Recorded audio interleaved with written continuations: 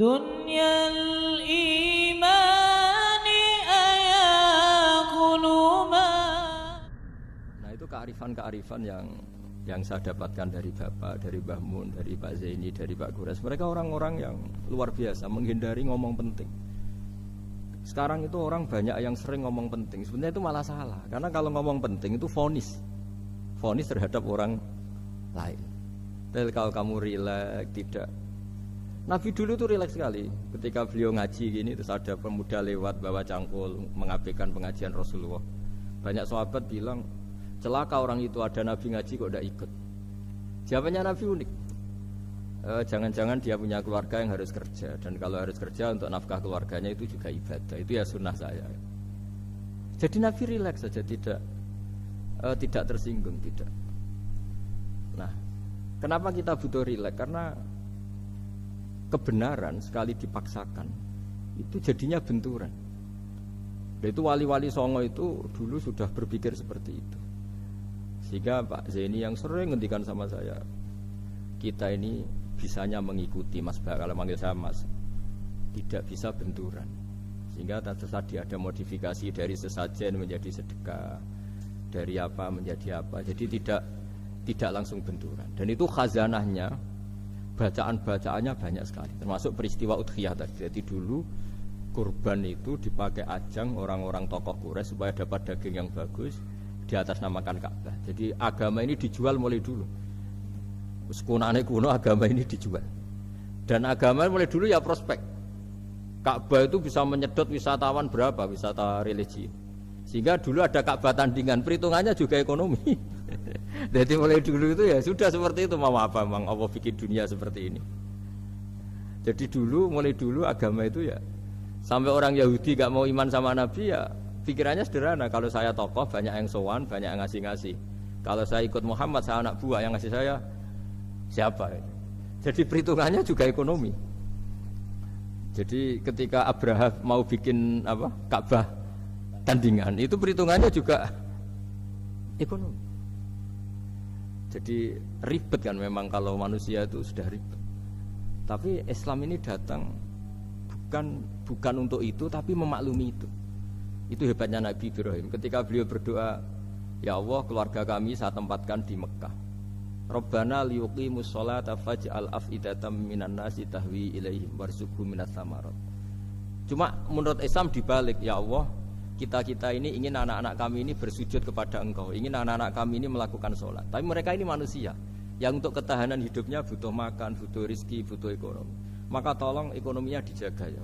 Jadi dibalik, demi sholat menjaga ekonomi. Jangan dengan demi ekonomi meninggalkan sholat.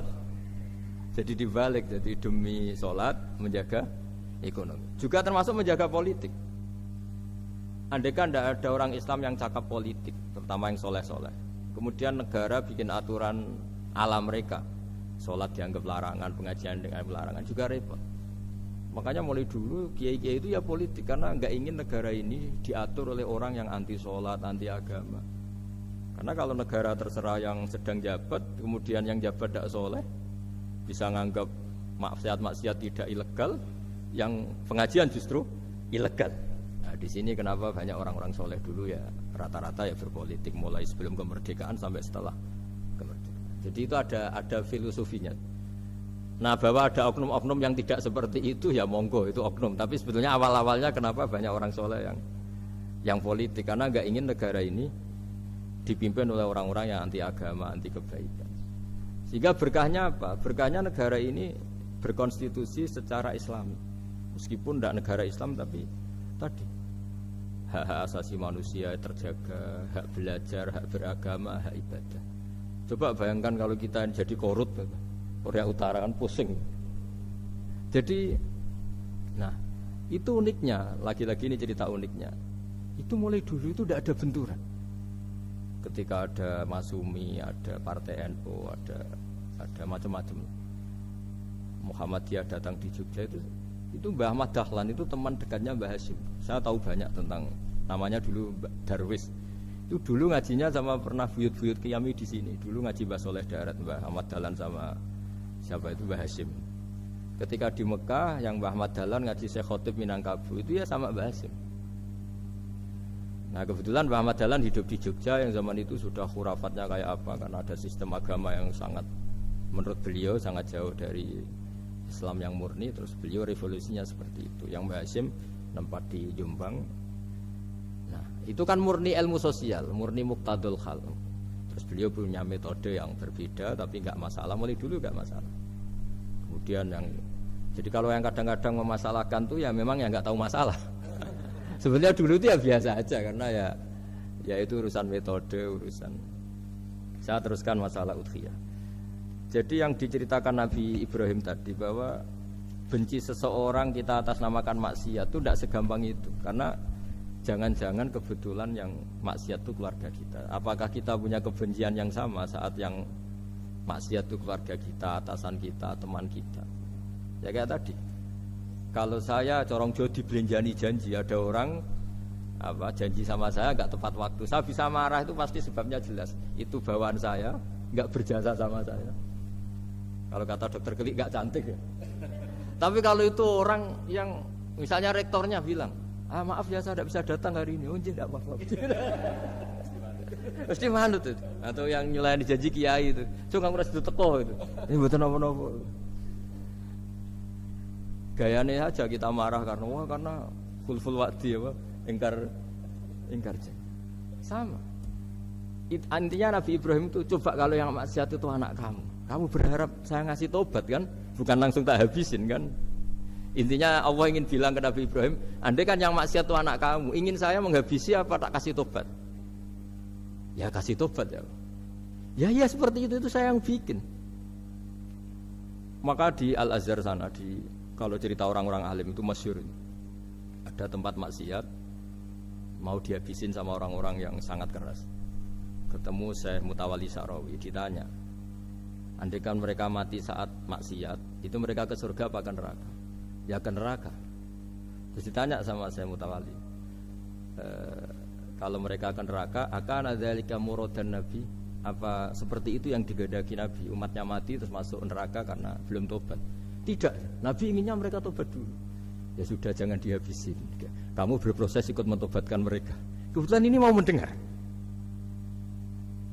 Jadi kita lunak, kita baik itu ya semuanya ingin la'allahum yarji'un, semoga mereka kembali, mereka tobat.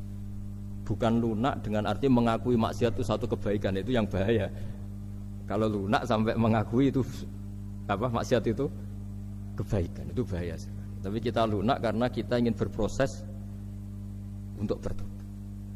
Karena tadi kalau kita punya nurani itu mesti, andai kan yang maksiat itu anak kita atau teman dekat kita atau orang yang berjasa sama kita, apa kita bisa tegas?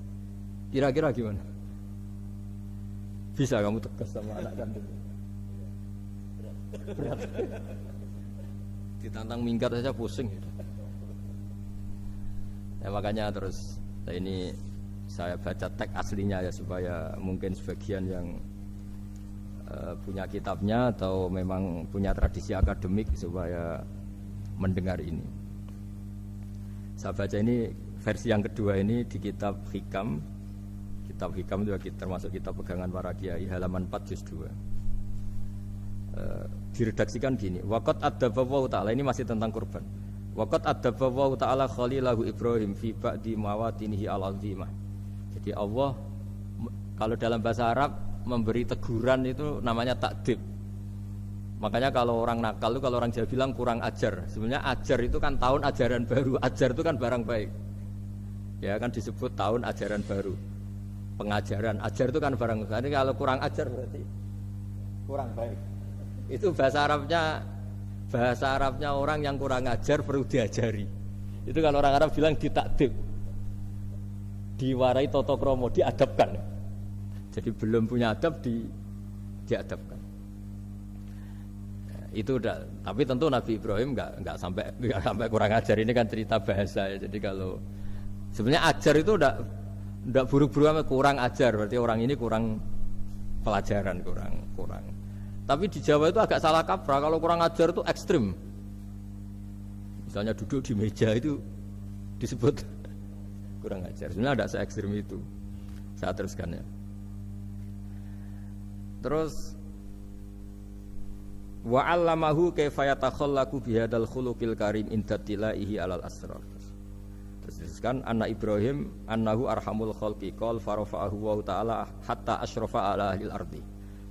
Nabi Ibrahim diterbangkan ke langit sehingga melihat di bumi yang maksiat-maksiat itu. Faqala ya rabbi damirhum, habisi saja. Terus faqala wa ana arhamu bi ibadi minka ya Ibrahim ihbit fala allahum yatubun wa yarjiun.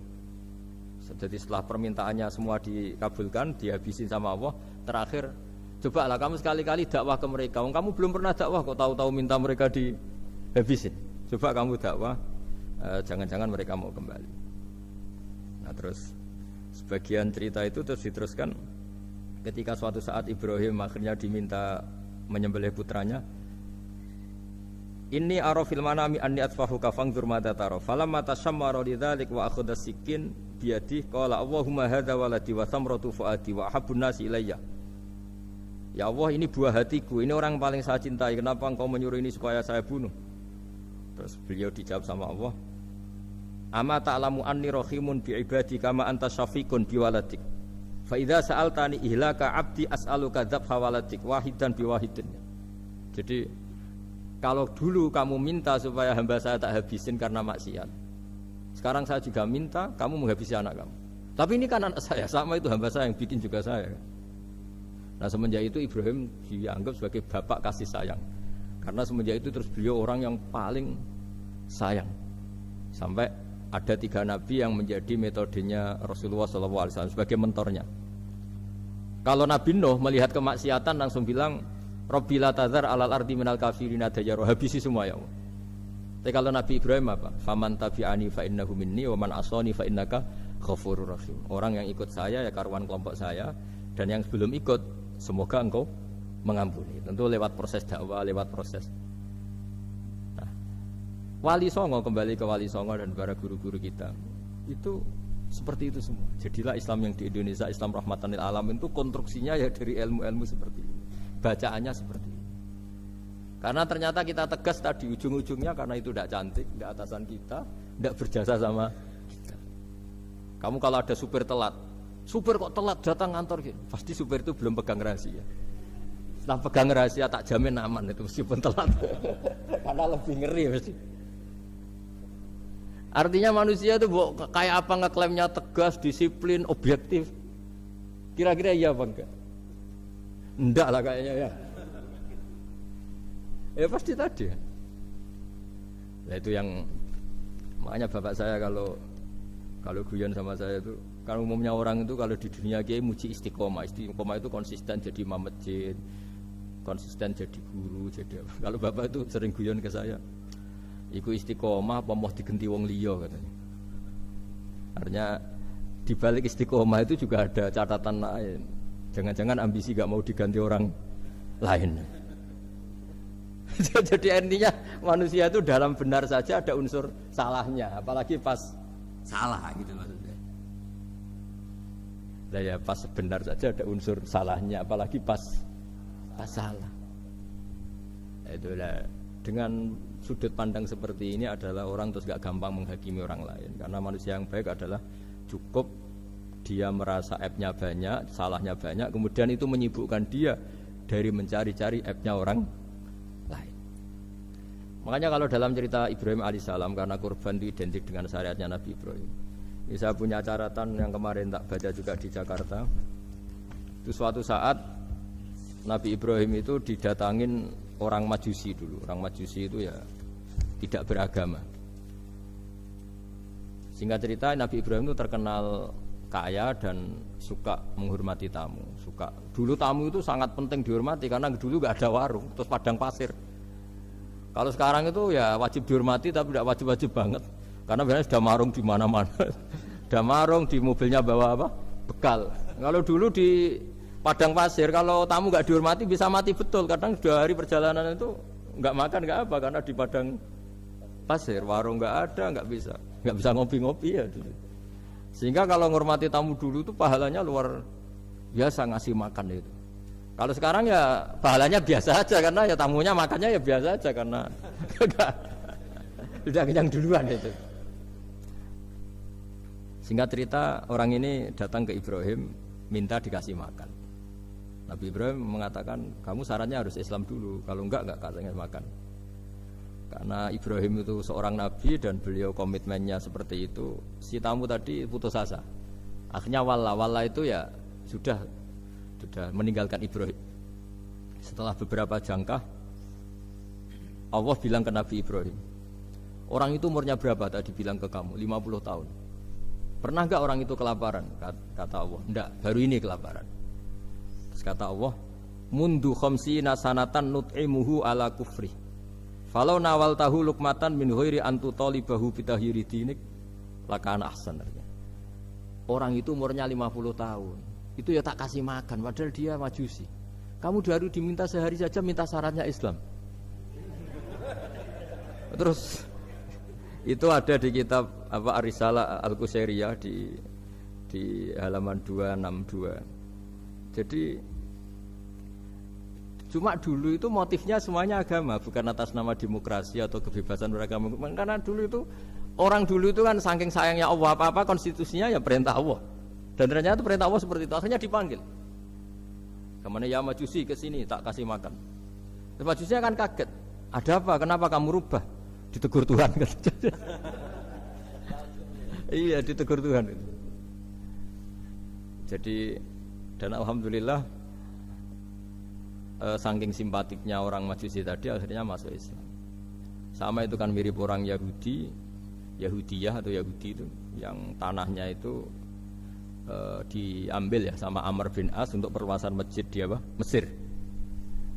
Ya ketika lapor ke Sayyidina Umar, ngiranya itu kan dibenarkan perluasan masjid, ternyata Umar belain yang Yahudi. Iya, yang punya tanah harus dikembalikan tuh haknya. Jadi Islam itu menghormati hak kepemilikan meskipun itu milik non muslim. Jadi kata Allah, mut khamsina sanatan nut'imuhu ala kufri. Falau nawal tahu lukmatan min ghairi antu talibahu bitahiri dini. Mbok dikasih makan aja, enggak usah nyuruh ganti agama. Wong saya saja yang Tuhan ngasih makan dia sudah 50 tahun tanpa syarat. Tanpa syarat. Ya jadi ini cerita ya Bu Ufa. Jadi kita mungkin kenangan saya dengan Bapak, Bu Ufa dengan Profesor saya ini kebetulan teman dekat sekali sama saya dan hampir tiap hari saya ketemu minimal 3 jam bertahun-tahun. Sampai kalau kehabisan cerita akhirnya cerita keluarganya karena kesuwan belajar karena akhirnya cerita keluarga. Masuk ya tadi ini saya cerita ini barang baik ketika beliau pernah ditahan karena aktivis dulu.